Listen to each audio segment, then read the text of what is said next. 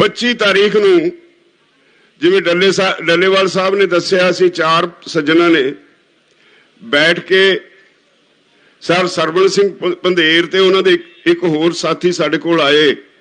ਇੱਥੇ ਬੈਠ ਕੇ ਅਸੀਂ ਇੱਕ ਲੰਗਰ ਤੇ ਇੱਕ ਟੈਂਟ ਵਿੱਚ ਬੈਠ ਕੇ ਘੰਟਾ 1.5 ਘੰਟਾ ਉਹਨਾਂ ਦੇ ਤਰਲੇ ਕੱਢਿਓ, ਨਾ ਭਰਾਓ ਬਹੁਤ ਵੱਡਾ ਪਾਪ ਹੈ, ਨਾ ਪਾਪ ਕਰਿਓ, ਇਹ ਕਿਸਾਨੀ ਦਾ ਵਿਸ਼ਵਾਸ ਟੁੱਟ ਜਾਏਗਾ, ਇਹ ਗਲਤੀ ਨਾ ਕਰੋ। ਉਹਨਾਂ ਨੂੰ ਇਹ ਵੀ ਕਿਹਾ ਚਲੋ ਜੇ ਤੁਹਾਡਾ ਪਲਾਨ ਠੀਕ ਹੈ ਸਾਨੂੰ ਸਮਝਾ ਲਓ, ਇਹ ਸ਼ਾਂਤਮਈ ਰਹੇਗਾ। ਜੇ ਤੁਹਾਡੇ ਪਲਾਨ ਨਾਲ ਇਹ ਕਾਨੂੰਨ ਵਾਪਸ ਹੋ ਸਕਦੇ ਹੈ, ਸਾਨੂੰ ਸਮਝਾ ਲਓ, ਸੋਚ ਸਮਝ ਕੇ ਅੱਗੇ ਵਧੀਏ। ਕੋਈ ਜਵਾਬ ਨਹੀਂ ਸੀ, ਪੁੱਠੀਆਂ ਸਿੱਧੀਆਂ ਗੱਲਾਂ ਕਰਦੇ ਰਹੇ। ਮੈਨੂੰ ਗੁੱਸਾ ਆਇਆ ਜਦੋਂ ਮੈਂ ਸਖਤੀ ਨਾਲ ਕਿਹਾ, ਉਹ ਇਹ ਕਹਿ ਕੇ ਉੱਠ ਗਏ ਠੀਕ ਹੈ ਜੀ ਪ੍ਰਧਾਨ ਜੀ ਫਿਰ ਅਸੀਂ ਵਿਚਾਰ ਲੈਨੇ। ਅਸੀਂ ਚੌਕਸ ਸੀ। ਰਾਤ ਨੂੰ 10 ਵਜੇ ਦਿੱਲੀ ਪੁਲਿਸ ਦੇ ਸੀਨੀਅਰ ਅਧਿਕਾਰੀ ਉਹਨਾਂ ਦੇ ਕੈਂਪ 'ਚ ਆਉਂਦੇ ਨੇ। ਕਿਸ ਕੰਮ ਲਈ ਰਾਤ ਨੂੰ 10 ਵਜੇ ਪੁਲਿਸ ਦੇ ਸੀਨੀਅਰ ਅਧਿਕਾਰੀ ਪੰਜਾਬ ਕਿਸਾਨ ਮਜ਼ਦੂਰ ਸੰਘਰਸ਼ ਕਮੇਟੀ ਦੇ ਲੀਡਰਾਂ ਕੋਲ ਆਉਂਦੇ ਆ। ਇੱਥੇ ਸਾਰਾ ਪਲਾਨ ਤੈਅ ਕਰਕੇ ਗਏ ਆ। ਅਸੀਂ ਐਲਾਨ ਕੀਤਾ ਸੀ ਵੀ ਅਸੀਂ ਇੱਥੇ ਸਵੇਰੇ 8 ਵਜੇ ਲੀਡਰ ਇਕੱਠੇ ਹੋਣਗੇ, ਇਹਦੀ ਪਲੈਨਿੰਗ ਕਰਾਂਗੇ, 10 ਵਜੇ ਇੱਥੋਂ ਸਾਡਾ ਕਾਫਲਾ ਚੱਲੇਗਾ। ਉਹਨਾਂ ਨੂੰ 7 ਵਜੇ ਹੀ ਇੱਥੋਂ ਕੱਢ ਕੇ ਸਾਡੇ ਅੱਗੇ ਲਾ ਦਿੱਤਾ ਗਿਆ। ਔਰ ਕਮਾਲ ਇਹ ਹੋਈ, ਜਦੋਂ ਅਸੀਂ ਜਾ ਰਹੇ ਸੀ ਸਾਨੂੰ 4 ਕਿਲੋਮੀਟਰ ਪਿੱਛੇ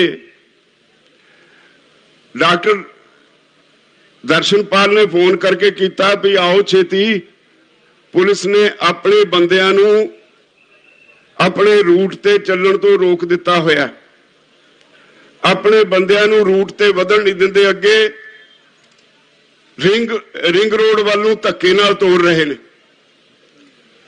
ਅਸੀਂ ਉੱਥੇ ਪਹੁੰਚੇ, ਬਹੁਤ ਵੱਡਾ ਕਾਫਲਾ ਉੱਥੇ ਟਰੈਕਟਰਾਂ ਦਾ ਘੇਰਿਆ ਹੋਇਆ ਸੀ।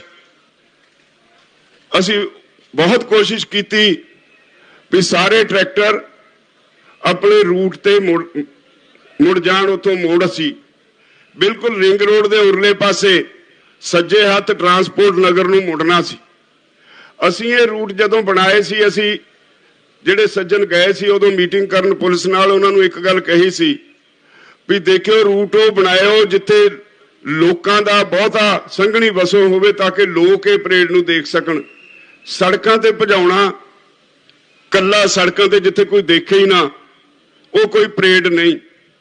ਸਾਡੇ ਰੂਟ ਤੇ ਬੜੇ ਬੜੇ ਪਿੰਡ ਸੀ, ਬਹੁਤ ਬੜੇ ਬੜੇ ਸ਼ਹਿਰਾਂ ਵਰਗੇ ਪਿੰਡ ਸੀ, ਆਪਣੇ ਸ਼ਹਿਰਾਂ ਵਰਗੇ ਸੰਘਣੀ ਆਬਾਦੀ ਸੀ। ਔਰ ਲੋਕਾਂ ਨੇ ਇੰਨੇ ਉਤਸ਼ਾਹ ਨਾਲ ਤੁਹਾਡੇ ਸਵਾਗਤ ਲਈ ਗੇਟ ਬਣਾਏ ਹੋਏ ਸੀ, ਕਿਤੇ ਲੰਗਰ ਲਾਏ ਹੋਏ ਸੀ, ਕਿਤੇ ਮਿਠਾਈ ਦੇ ਢੇਰ ਲਾਏ ਹੋਏ ਸੀ ਤੁਹਾਡੇ ਲਈ। ਉਸ ਰੂਟ ਤੇ ਜਦੋਂ ਅਸੀਂ ਉੱਥੋਂ ਮੁੜਨ ਲੱਗੇ, ਇਹਨਾਂ ਨੇ ਸਾਡੇ ਟਰੈਕਟਰਾਂ ਨੂੰ ਰੋਕਿਆ ਔਰ ਉੱਥੇ ਕੁਝ ਸੱਜਣ ਜਿਹੜੇ ਗਿਣੀ ਮਿੱਥੀ ਸਾਜ਼ਿਸ਼ ਅਧੀਨ ਉੱਥੇ ਖੜਾਏ ਹੋਏ ਸੀ, ਉਹ ਮੈਨੂੰ ਵੀ ਬੁਰਾ ਭਲਾ ਬੋਲਣ ਲੱਗੇ। ਮੈਨੂੰ ਮੇਰੇ ਸਾਥੀਆਂ ਨੇ ਫੜ ਕੇ ਧੱਕੇ ਨਾਲ ਕਾਰ 'ਚ ਵਾੜਤਾ ਵੀ ਤੁਸੀਂ ਬਾਹਰ ਨਾ ਨਿਕਲੋ, ਜੇ ਤੁਹਾਡੀ ਬੇਇੱਜ਼ਤੀ ਹੋਗੀ ਸਾਰਿਆਂ ਦੀ ਹੋ ਜਾਏਗੀ। ਮੈਨੂੰ ਧੱਕੇ ਨਾਲ ਕਾਰ 'ਚ ਵਾੜਤਾ। ਮੈਂ ਕਹਿ ਰਿਹਾ ਸੀ ਮੈਂ ਇਹਨਾਂ ਤੋਂ ਨਹੀਂ ਡਰਦਾ, ਮੈਨੂੰ ਆਪਣੇ ਲੋਕਾਂ ਨੂੰ ਬਚਾ ਲੈਣ ਦਿਓ। ਅਸੀਂ 1 ਘੰਟਾ ਉੱਥੇ ਖੜੇ, ਫਿਰ ਧੱਕ ਕੇ 200 ਗਜ ਅੱਗੇ ਮੈਨੂੰ ਮੇਰੀ ਕਾਰ ਲੈ ਗਏ। ਉੱਥੇ ਸਾਰੇ ਮੇਰੇ ਪਿੱਛੇ ਆ ਕੇ ਖੜੇ ਹੋ ਗਏ। ਫਿਰ ਉਤੋਂ ਕਿਹਾ ਵੀ ਨਹੀਂ ਚੱਲੀਏ, ਉੱਥੇ ਹੀ ਲੋਕੀ ਉੱਥੇ ਖੜੇ ਨੇ, ਕੋਈ ਨੁਕਸਾਨ ਹੋ ਜਾਏਗਾ। ਕਿਸੇ ਦਾ ਧੀ ਪੁੱਤ ਮਰਵਾ ਕੇ ਅਸੀਂ ਲੀਡਰੀ ਚਮਕਾਉਣ ਨਹੀਂ ਆਏ। ਫਿਰ ਉਹੀ ਹਾਲਤ, ਪੁਲਿਸ ਨੇ ਸਾਡੇ ਅੱਗੇ ਬੈਰੀਕੇਡ ਲਾਤਾ, ਦਿੱਲੀ ਵੱਲ ਨੂੰ ਸਿੱਧਾ, ਕਹਿੰਦੇ ਉਧਰ ਨੂੰ ਜਿੰਨੇ ਮਰਜ਼ੀ ਚਲੇ ਜਾਓ, ਲਾਲ ਕਿਲੇ ਚਲੇ ਜਾਓ, ਕੋਈ ਰੁਕਾਵਟ ਨਹੀਂ ਸੀ। ਰਾਤ ਨੂੰ ਜਦੋਂ ਸਾਰੀ ਸਮੀਖਿਆ ਕੀਤੀ ਤਾਂ ਪਤਾ ਲੱਗਿਆ ਟੀਕਰੀ ਬਾਰਡਰ ਤੇ ਵੀ ਇਹੀ ਕੁਝ ਹੋਇਆ। ਸਾਡੇ ਰੂਟ ਦੇ ਉੱਤੇ ਰੁਕਾਵਟ ਖੜੀ ਕਰਨ ਦੀ ਕੋਸ਼ਿਸ਼ ਕੀਤੀ। ਹਰਿਆਣੇ ਤੋਂ 100-150 ਨੌਜਵਾਨ ਤੇ ਕੋਈ 50-60 ਸਾਡੇ ਵੀ, ਉਹਨਾਂ ਨੇ ਕਿਹਾ ਵੀ ਅਸੀਂ ਤਾਂ ਜੀ ਸਿੱਧੇ ਜਾਣਾ, ਜਿੱਦਾਂ ਦੀ ਪਲੈਨਿੰਗ ਸੀ ਉਹ ਧੱਕੇ ਨਾਲ ਸਿੱਧੇ ਚਲੇ ਗਏ। ਉਹਨਾਂ ਨੂੰ ਰੋਕਿਆ ਨਹੀਂ ਕਿਸੇ ਨੇ ਤੇ ਸਾਡੇ ਵਾਲਿਆਂ ਨੂੰ ਰੋਕਿਆ ਗਿਆ। उत्थे भी बैरीकेड लाए गए। आ जेड़े उत्तराखंड वाले उत्थे गए ने, जिन्हें मुंडे ने लाल किले ते झंडा लहराया है, वो गाजीपुर बॉर्डर तो टोटल बंद करके जिहड़ा तुहाडा रूट सी उन्होंने मुकम्मल बंद करके सारे किसानों को जबरी दिल्ली दे विच भेजा गया।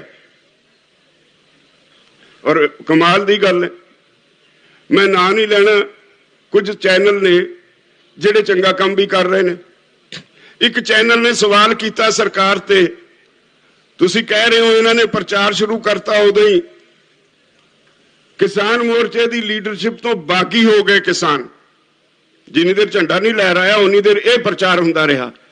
किसान लीडरशिप तो बागी हो गए, उन्होंने हथ च कुछ नहीं रहा। उस तो बाद जदों उत्थे लाल किले पहुंचे, वो चैनल कहता भी 1000 बंदा उत्थे पहला ही किवें लाल किले के अंदर वड़िया सी। इन्हां दे जाण तो पहला ही 1000 बंदा कित्थों आया सी। 150 बंदा जाता है, पुलिस वाले 26 जनवरी का दिन होवे, लाल किले की सारी चौकी उतों बाहर निकल के भज जाए, ये की माने। 4 घंटे उत्थे कोई पुलिस का मुलाजिम नहीं आया, उन्होंने खुली छुट्टी दी गई भी जो तुहाडा दिल करदा करो। उन्होंने उत्थे झंडा लहरा दिता। ये सिर्फ ते सिर्फ तुहानू खालिस्तानी अतवादी और सिर्फ पंजाब दे सिखां दा ते हिंदुआं दा खेल बनाउण दी कोशिश की गई। मैनू बहुत ज्यादा दुख है भी सरकारां कदे इदां दे घिनौणे काम नहीं करया करदियां। सरकारां नूं अपने देश की चिंता हुंदी है। राती प्रशासन वालों कुछ सानू लोग कहण भी सरकार कहती है जी बहुत बदनामी हो गई, जदों कल नूं सारी दुनिया विच ये मैसेज जाएगा, ये खबर जाएगी किसानों ने गुस्से च लाल किले ते झंडा लहराता। लाल किले ते आज़ादी तो पहला अंग्रेजों का झंडा हुंदा सी, उहते बाद साडा कौमी झंडा हुंदा है। ये देश की बहुत बदनामी और देश की बेइज्जती हुई है। तो मैं क्या उन्होंने पूछो ये करवाई किने है, ये पिछे कौन है। असीं तां शरेआम ऐलान किया सी भी आ रूट तुसीं सानूं दे दिते 5, इन्हां रूटां ते असीं किसानां दी परेड करांगे और तुसीं साਂਭ नहीं सकोगे। असीं तां 48 घंटे कहंदे सी, पर सानूं पता सी इन्ने ट्रैक्टर आ गए सी भी 72 घंटे लगातार ट्रैक्टर चली जाने सी। असीं बड़े वड्डी पੱਧਰ ਦੇ प्रबंध कीते सी, एंबूलेंसां दा प्रबंध कीता सी, मोबाइल वर्कशापां दा प्रबंध कीता सी, लंगरां दा प्रबंध कीता सी। सानूं पता सी साडा परिवार किड्डा वड्डा है और नाल ये प्रबंध कीता सी, सारिआं नूं कहा सी भी आके आ जिहड़ी KMP है इहदे उत्ते सारिआं ने बैठ जाना है। सरकार नूं ये भी खतरा मंडराउंदा सी भी जे उत्थे बह गए तां दिल्ली एक तरह नाल बाहरों घेरी जाऊ। ਉਹ नहीं सी चाहुंदे भी असीं उत्थे भी बैठीए। असीं कहा सी भरावो आए हो एडी दूरों ट्रैक्टर लैके वापस नहीं जाना। असीं चाहुंदे सी जिद्दण पार्लीमेंट का सैशन होना उदों तक इन्ना दबाव खड़ा कर दईए, इन्हां नूं मजबूरन वापस मुड़ना पे, कानून वापस लेने पैण। ये सारी गल सरकार नूं पता सी, इसलिए जान बुझ के ये बड़ी तेजी नाल इस साजिश नूं अंजाम दिता गया। मैं समझदा अकाल पुरख दा, मैं अज भी ये मेरी धारणा है, ये अंदोलन असीं नहीं चला रहे, उपरले दी कोई रहमत है। अकाल पुरख दा कोई ओदा घटनाक्रम है, ओदी पता नहीं की उन्हें कीता है, सारी दुनिया दे मनां विच बसा दिता। मेरा रात दा ते अज सवेर दा टैलीफोन बंद नहीं होया।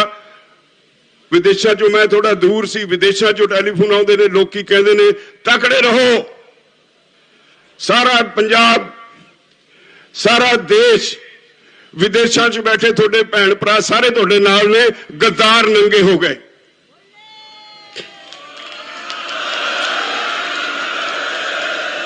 हर पासों यह हौसला मिल रहा है। डरते तो असीं हाँ नहीं, कदे डरे नहीं, डरना सीखिया नहीं। पै काहू को देत ने ना मैं ना पैमान मानत आन। असी डरने वाली कौम तो हाँ ही नहीं। संघर्ष करते रहांगे, बंद नहीं होएगा। असी उदे कहता भी सानू अपने भाईचारे दे सिर ते मान है, असी वापस नहीं जावांगे, इत्थे ही बैठांगे और जिन्नी देर तक कानून वापस नहीं होंगे उदों तक इत्थे ही बैठ के संघर्ष करते रहांगे।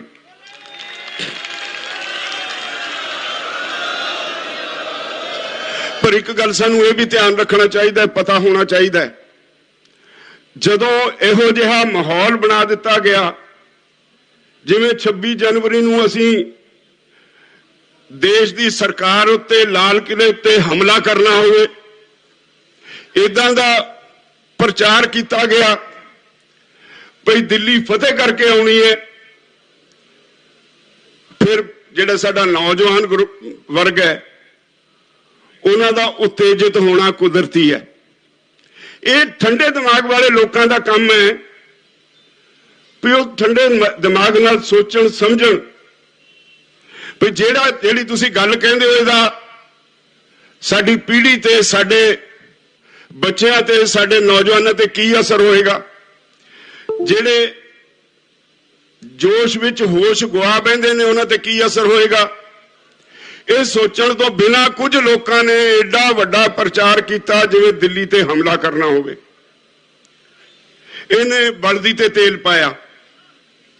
जदों असीं उत्थे मैं जिस तरह दस्सिया नाके ते खड़े पुलिस नाल कहंदे रहे भी सानू साडे रूट ते चलो दिओ, सानू अगे रोक के खड़ गए और राती सारे ने जदों दस्सिया सारे नाकिਆਂ ते यही हाल होया तो स्थिति तो स्पष्ट हो गई। हुण कोई लुक छुपी गल है? जिहड़ा सौदा होया है किन्ने च होया? पंजाब किसान मजदूर संघर्ष कमेटी के आगुआं नाल ये भी थोड़े दिनों च रंगा हो जाएगा, बाहर आ जाएगी, गल छुपी नहीं रहनी।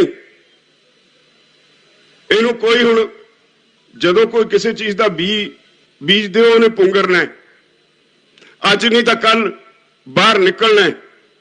दीप सिद्धू वर्गे लोग जिन्होंने RSS की ट्रेनिंग ली हुई है, जिहड़े बीजेपी के छुपे हुए केडर के अहम मैंबर ने जिन्हों कोई भुलिया नहीं, वो ते कुछ समाज विरोधी अंसर जिन्होंने मैं ना लैके तुसीं सारे समझदे हो, मैं उन्होंने अहमियत नहीं दिंदा। पंजाब च भी लोगों को गर्म करके कि साडे मुंडियां नूं इत्थे नूं लैके आए, उन्हां लोगों ने ये सरकार दे मोहरे बन के किसानी की पिठ च छुरा मारिया। कुछ हरियाणे के लोग जदों पहली बारी साडी मीटिंग च आए, मैं तुहानूं भरावो साफ दसां, बैठे ने मेरे भरा सारे इत्थे, याद करो सारे, उन्होंने मैनूं कहा तुसीं साडी अज दी मीटिंग की प्रधानगी करो। हर बारी असीं साडा एक असूल है, कोई अपने आप को छोटा ना समझे वड्डा ना समझे, असीं हर बारी एक जथेबंदी नूं कहने चल बई अज तुहाडा प्रधानगी करूं, इक्को बंदा प्रधानगी नहीं करता हमेशा। सत्कार अपने थां। असीं उस मीटिंग जदों बैठे मैनूं कहा गया तुसीं इहदी प्रधानगी करो, मैं कहा मैं इहदी प्रधानगी नहीं करनी। वो कहण करो, मैं कहा मैं नहीं करनी। कहंदे क्यों नहीं करनी? मैं कहा हरियाणे वाले बैठे ने पहला जाट अंदोलन फेल कर चुके, ये साडे अंदोलन नूं फेल करनगे। इन्हां दे मुंडे इन्हां दे वस च नहीं, जो गंद इन्हां ने जाट अंदोलन च घोलिया साडे अंदोलन च घोलणगे, सानूं ये वारा नहीं खांदा। इन्हां नूं कौन रोकू, कौन जिम्मेवारी लऊ? पहला ये सौ खाण भी ये अंदोलन विच शांतमई रहणगे, फिर मैं प्रधानगी करांगा। सारिਆਂ ने सौ खाधी। होया कि मूहरे हरियाणे वाले रहे। अज भी हरियाणे वाले जे कोई थोड़े बहुते बैठे ने उत्ते हरियाणे वाले ने दिल्ली दे विच घुमदे। साडे मुंडे चलो गलती कीती वापस आ गए। मैनूं इस गल दी तसल्ली है भी शुक्र है साडे घर तां आ गए, जे उन्होंने कमल मध्या है साडे लई संतुष्टि यही है भी साडे बच्चे बच रहे। नहीं इहो जे बघियाड़ दे अगे इन्हां कुछ अखौती आगूआं ने फसा दिते सी, जे किते असीं नाल रल जांदे तां 70 पै जाणे सी भरावो। सानूं अपनी जिम्मेवारी का पूरा एहसास है। तुहाडे बच्चे नहीं है, साडे बच्चे ने।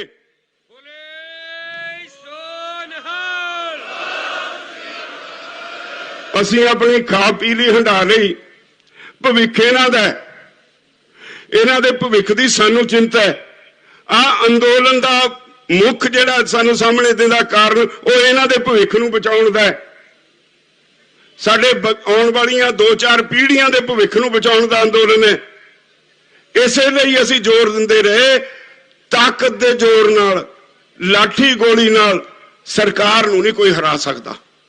ਤੁਸੀਂ ਲਾਠੀਆਂ ਚੱਕ ਲੋਗੇ, ਉਹਨਾਂ ਕੋਲ ਕਾਨੂੰਨ ਦੀ ਵਰਦੀ ਪਾਈ ਕੋਈ ਖੜੇ ਨੇ ਸਿਪਾਹੀ, ਉਹ ਤੁਹਾਡੇ ਤੇ ਜ਼ਿਆਦਾ ਲਾਠੀ ਚਾਰਜ ਕਰਨਗੇ। ਨਾ ਬਸ ਚਾਹੂ ਤੁਹਾਡੇ ਤੇ ਗੋਲੀਆਂ ਚਲਾਉਣਗੇ, ਨਾ ਬਸ ਚਾਹੂ ਤਾਂ ਫੌਜ ਲਿਆ ਕੇ ਤੁਹਾਡੇ ਤੇ ਤੋਪਾਂ ਨਾਲ ਤੁਹਾਨੂੰ ਤਬਾਹ ਕਰ ਦੇਣਗੇ। ਔਰ ਅਸੀਂ ਪੰਜਾਬ ਵਾਲੇ ਤਾਂ ਭੋਗ ਚੁੱਕੇ ਹਾਂ। ਸਾਰਾ ਪੰਜਾਬ ਕੈਦ ਕਰਕੇ ਕੀ ਕੁਝ ਹੋਇਆ ਸਾਡੇ ਨਾਲ 84 ਚ। ਪੰਜਾਬ ਦਾ ਕੋਈ ਬੱਚਾ ਨਹੀਂ ਚਾਹੁੰਦਾ ਵੀ ਦੁਬਾਰਾ ਉਹ ਕੁਝ ਹੋਵੇ। ਜਿਹੜੇ ਘਰਾਂ ਦੇ ਘਰ ਖਾਲੀ ਹੋ ਗਏ, ਜਿਹੜੇ ਉਹਨਾਂ ਦੇ ਆਂਢ ਗੁਆਂਢ ਚ ਵਸਦੇ ਨੇ, ਉਹ ਸਭ ਕੁਝ ਦੇਖਿਆ ਹੈ। ਉਹ ਤਰਾ ਕਰਦੇ ਸੀ, ਸਾਨੂੰ ਕਹਿੰਦੇ ਸੀ ਦੇਖਿਓ ਉਹ ਕੁਝ ਨਾ ਹੋ ਜੇ, ਸ਼ਾਂਤਮਈ ਅੰਦੋਲਨ ਲੜਿਓ, ਸਾਰਾ ਪੰਜਾਬ ਤੁਹਾਡੇ ਨਾਲ ਹੈ, ਸਾਰਾ ਹਿੰਦੁਸਤਾਨ ਤੁਹਾਡੇ ਨਾਲ ਹੈ। ਤੇ ਸਾਨੂੰ ਤਾਂ ਕੱਲ ਦਾ ਬੁਖਾਰ ਇਹੋ ਚੜਿਆ ਰਿਹਾ ਵੀ ਜਿਹੜੇ ਗਲਤੀ ਨਾਲ ਵੀ ਅੱਗੇ ਚਲੇ ਗਏ ਉਹ ਰੱਬ ਦਾ ਵਾਸਤਾ ਕਿਸੇ ਤਰ੍ਹਾਂ ਵਾਪਸ ਆ ਜਾਣ। ਅਸੀਂ ਆਉਂਦੇ ਹੀ ਅਪੀਲ ਕੀਤੀ ਵੀ ਨੌਜਵਾਨੋ ਜੇ ਚਲੇ ਵੀ ਗਏ ਵਾਪਸ ਆ ਜਾਓ। ਸਾਡੇ ਸਾਥੀਆਂ ਨੂੰ ਜਿਨ੍ਹਾਂ ਦੇ ਤੁਸੀਂ ਬੱਚੇ ਹੋ ਉਹਨਾਂ ਨੂੰ ਮਨ ਨੂੰ ਤਾਂ ਤਰਵਾਸ ਹੋਏਗੀ। ਮੈਨੂੰ ਪਤਾ ਹੈ, ਮੈਨੂੰ ਕਿੰਨੇ ਫੋਨ ਆਏ ਬਾਹਰੋਂ, ਕੋਈ ਸੰਗਰੂਰ ਤੋਂ ਕਹੇ ਜੀ ਸਾਡਾ ਸਾਰਾ ਪਰਿਵਾਰ ਆਇਆ ਹੋਇਆ, ਕੋਈ ਪਤਾ ਨਹੀਂ ਲੱਗਦਾ, ਕੋਈ ਜਲੰਧਰੋਂ ਕਹੇ ਸਾਡਾ ਪਰਿਵਾਰ ਆਇਆ, ਸਾਨੂੰ ਕੋਈ ਪਤਾ ਨਹੀਂ ਲੱਗਦਾ। ਕਿੰਨੇ ਚਿੰਤਤ ਸੀ ਉੱਥੇ ਬੈਠੇ, ਸਾਨੂੰ ਵੀ ਇਹੀ ਚਿੰਤਾ ਸੀ ਵੀ ਸਾਡਾ ਸਾਰਾ ਪਰਿਵਾਰ ਵਾਪਸ ਆ ਜਾਏ। ਤਸੱਲੀ ਹੋਈ, ਜੋ ਮਰਜ਼ੀ ਹੋਇਆ, ਇੱਥੇ ਵਾਪਸ ਆ ਗਏ, ਪੰਜਾਬ ਵਾਲੇ ਸਾਰੇ ਵਾਪਸ ਆ ਗਏ। ਏਡੀ ਵੱਡੀ ਸਾਜ਼ਿਸ਼ ਨਾਲ ਇਸ ਅੰਦੋਲਨ ਨੂੰ ਫੇਲ ਕਰਨ ਵਾਸਤੇ ਸਰਕਾਰ ਨੇ ਪੂਰੀ ਢਿੱਲ ਲਾਈ। ਤੇ ਮੈਂ ਤੁਹਾਨੂੰ ਚੌਕਸ ਕਰਦਾ, ਅਸੀਂ ਇਹ ਅੰਦੋਲਨ ਜਾਰੀ ਰੱਖਣਾ ਹੈ, ਅਸੀਂ ਇਹ ਅੰਦੋਲਨ ਜਿੱਤ ਕੇ ਜਾਣਾ ਹੈ। ਔਰ ਉਦੋਂ ਤੱਕ ਮੇਰੀ ਤੁਹਾਨੂੰ ਬੇਨਤੀ ਹੈ, ਸ਼ਾਂਤਮਈ ਰਹਿਣਾ। ਇਹ ਫਾਰਮੂਲਾ ਮੈਂ ਐਵੇਂ ਨਹੀਂ ਤੁਹਾਨੂੰ ਦਿੱਤਾ, ਸ਼ਾਂਤਮਈ ਰਹੋਗੇ ਤਾਂ ਜਿੱਤ ਕੇ ਜਾਓਗੇ, ਹਿੰਸਕ ਹੋਏਗੇ ਤਾਂ ਮੋਦੀ ਜਿੱਤੇਗਾ। ਇਹ ਤੁਸੀਂ ਫੈਸਲਾ ਕਰਨਾ। ਇੰਨੇ ਦਿਨ 2-2 ਮਹੀਨੇ ਇੱਥੇ ਧਰਤੀ ਤੇ ਹੱਡ ਵਿਗੜਾ ਕੇ, ਇੰਨੀ ਕੱਕਰ ਦੇ ਵਿੱਚ ਤੁਸੀਂ ਇੱਥੇ ਰਹਿ ਕੇ, ਇੰਨੀਆਂ ਮੁਸੀਬਤਾਂ ਝੱਲ ਕੇ, ਤੇ ਅਸੀਂ ਮੋਦੀ ਦੇ ਹੱਥ ਵਿੱਚ ਸਭ ਕੁਝ ਫੜਾ ਦੇਣਾ ਕਿ ਅਸੀਂ ਆਪਣਾ ਹੱਕ ਲੈ ਕੇ ਜਾਣਾ। ਦੁਨੀਆ ਦੀਆਂ ਸਰਕਾਰਾਂ, ਦੁਨੀਆ 'ਚ ਬੈਠੇ ਰਾਜਨੇਤਾ ਤੁਹਾਡੇ ਹੱਕ 'ਚ ਬੋਲਦੇ ਨੇ, ਅੱਜ ਵੀ ਉਹ ਹੱਕ 'ਚ ਬੋਲਦੇ ਨੇ। ਉਹਨਾਂ ਨੂੰ ਅੱਜ ਵੀ ਤੁਹਾਡੀ ਚਿੰਤਾ ਹੈ। ਸਰਕਾਰ ਨੂੰ ਇੰਟਰਨੈਸ਼ਨਲ ਹਿਊਮਨ ਰਾਈਟਸ ਕਮਿਸ਼ਨ ਨੇ ਬੁਲਾ ਕੇ ਸਰਕਾਰ ਦੇ ਨੁਮਾਇੰਦੇ ਨੂੰ ਹਦਾਇਤ ਕੀਤੀ ਹੈ ਵੀ ਜਿਹੜੇ ਸ਼ਾਂਤਮਈ ਕਿਸਾਨ ਉੱਥੇ ਬੈਠੇ ਨੇ, ਤੁਸੀਂ ਉਹਨਾਂ ਦੇ ਉੱਤੇ ਕੋਈ ਤਸ਼ੱਦਦ ਨਹੀਂ ਕਰੋਗੇ। ਤੁਹਾਨੂੰ ਕੋਈ ਅਧਿਕਾਰ ਨਹੀਂ ਉਹਨਾਂ ਦੇ ਮਨੁੱਖੀ ਹੱਕਾਂ ਦੀ ਉਲੰਘਣਾ ਕਰਨ ਦਾ। ਸਾਰੀ ਦੁਨੀਆ ਤੁਹਾਡੇ ਖਿਲਾਫ ਹੋਏਗੀ ਜੇ ਤੁਸੀਂ ਉੱਥੇ ਧਰਨੇ ਤੇ ਬੈਠੇ ਲੋਕਾਂ ਦੇ, ਸ਼ਾਂਤਮਈ ਬੈਠੇ ਲੋਕਾਂ ਦੇ ਹੱਕਾਂ ਦੇ ਉੱਤੇ ਛਾਪਾ ਮਾਰੋਗੇ, ਉਹਨਾਂ ਨਾਲ ਕੋਈ ਤਸ਼ੱਦਦ ਕਰੋਗੇ। ਏਡਾ ਵੱਡਾ ਦੁਨੀਆ ਪੱਧਰ ਦਾ ਦਬਾਅ ਹੋਵੇ ਤੇ ਉਹਨਾਂ ਨੂੰ ਫਿਰ ਹੋਰ ਕੋਈ ਤਰੀਕਾ ਲੱਭਿਆ ਨਹੀਂ। ਇੱਥੇ ਤੁਹਾਡੇ ਤੋਂ ਕੁਝ ਕਰ ਨਹੀਂ ਸਕਦੇ, ਦੁਨੀਆ ਭਰ ਦਾ ਦਬਾਅ ਹੈ। ਤੁਹਾਨੂੰ ਇਤੋਂ ਤੋੜ ਕੇ ਉੱਥੇ ਮੈਂ ਕੀ ਦੱਸਾਂ, ਜਦੋਂ ਉੱਥੇ ਜਾਮ ਲੱਗ ਗਿਆ ਦੂਰ ਤੱਕ ਸੜਕ ਦੇ ਦੋਨੋਂ ਪਾਸੇ, ਮੈਂ ਆਪਣੇ ਸਾਥੀਆਂ ਨੂੰ ਕਿਹਾ ਹੁਣ ਇੱਥੋਂ ਮੁੜ ਨਹੀਂ ਸਕਦੇ, ਆਪਣੇ ਬੰਦਿਆਂ ਨੂੰ ਬਚਾਓ, ਇੱਥੋਂ ਕੱਢੋ ਬਾਹਰ, ਪਿੱਛੇ ਮੁੜ ਨਹੀਂ ਸਕਦੇ ਟਰੈਕਟਰ, ਜਿੱਥੇ ਤੱਕ ਜਾਮ ਲੱਗਿਆ ਉੱਥੋਂ ਪਿੱਛੇ ਚੱਲੋ, ਉੱਥੋਂ ਕਹੀਏ ਪਿੱਛੇ ਮੁੜੋ। ਉੱਥੇ ਆ ਕੇ ਅਸੀਂ ਮੋੜਨ ਲੱਗੇ, ਮੈਂ ਹੱਥ ਜੋੜੇ ਬਹੁਤ ਸਾਰੇ ਨੌਜਵਾਨ ਬੱਚਿਆਂ ਨੂੰ ਵੀ ਪੁੱਤਰੋ ਅੱਗੇ ਹਾਲਾਤ ਖਰਾਬ ਹੋ ਗਏ, ਪਿੱਛੇ ਮੋੜੋ। ਮੁੜਨ ਲੱਗ ਪਏ ਤੇ ਕੁਝ ਉੱਥੇ ਮੇਰੇ ਵੀ ਗੱਲ ਪਏ। ਉਹਨਾਂ ਨੂੰ ਉਸ ਵੇਲੇ ਮੇਰੀ ਗੱਲ ਦੀ ਸਮਝ ਨਹੀਂ ਸੀ, ਕਿ ਜੋਸ਼ ਸਿਰ ਨੂੰ ਚੜਿਆ ਸੀ, ਹੋਸ਼ ਹੈ ਹੀ ਨਹੀਂ ਸੀ। ਜੇ ਕਿਤੇ ਅਸੀਂ ਥੋੜੀ ਜਿਹੀ ਵੀ ਗਲਤੀ ਕੀਤੀ ਹੁੰਦੀ ਤਾਂ ਸਾਰਾ ਹਜੂਮ ਉੱਥੇ ਚਲਾ ਜਾਂਦਾ। ਅੱਜ ਸਾਰੀ ਦੁਨੀਆ ਵਿੱਚ ਇਹ ਬਹੁਤ ਵੱਡਾ ਤਹਿਲਕਾ ਹੋਣਾ ਸੀ। ਵਾਹਿਗੁਰੂ ਦੀ ਮਿਹਰ ਹੋਈ। ਕਈ ਵਾਰੀ ਸਰੀਰ ਵਿੱਚ ਕੋਈ ਗੰਦ ਹੁੰਦਾ ਹੈ, ਉਹਨੂੰ ਫੋੜੇ ਦੇ ਰੂਪ ਵਿੱਚ ਕੁਦਰਤ ਕੱਢ ਦਿੰਦੀ ਹੈ ਬਾਹਰ। ਜੇ ਕਿਤੇ ਬਹੁਤ ਜ਼ਿਆਦਾ ਇਨਫੈਕਸ਼ਨ ਹੋ ਜਾਏ, ਡਾਕਟਰ ਦਵਾਈਆਂ ਨਾਲ ਉਹ ਇਨਫੈਕਸ਼ਨ ਖਤਮ ਕਰਦੇ ਨੇ। ਜੇ ਬਹੁਤ ਜ਼ਿਆਦਾ ਹੋਵੇ ਤਾਂ ਸੂਈ ਲਾ ਕੇ ਬਾਹਰ ਵੀ ਕੱਢਦੇ ਨੇ। ਮੈਨੂੰ ਲੱਗਦਾ ਇਹ ਗੰਦ ਸੀ ਤੁਹਾਡੇ ਵਿੱਚ, ਜਿਹੜਾ ਅਕਾਲ ਪੁਰਖ ਨੇ ਕੱਲ ਇਹ ਛੋਟੀ ਜੀ ਘਟਨਾ, ਭਾਵੇਂ ਉਹਦੀ ਅਹਿਮੀਅਤ ਕਿਤੇ ਕੌਮ ਲਈ ਬਹੁਤ ਵੱਡੀ ਹੈ, ਤੁਹਾਡੇ ਵਿੱਚੋਂ ਗੰਦ ਕੱਢਿਆ।